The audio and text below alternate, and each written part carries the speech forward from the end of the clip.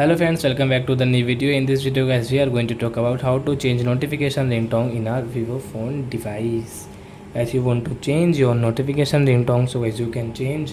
And guys, now let's see how to change notification ringtone in our Vivo phone.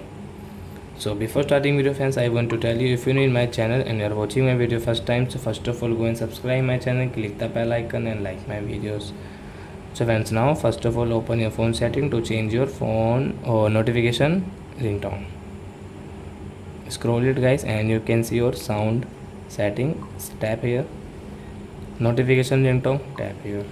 So which notification ringtone guys you want to change? Guys, you can see there are many types of notification ringtone.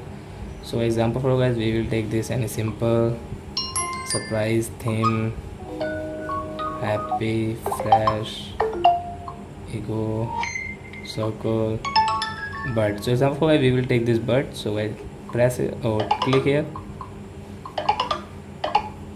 then guys you can see your notification ringtone has changed into bird.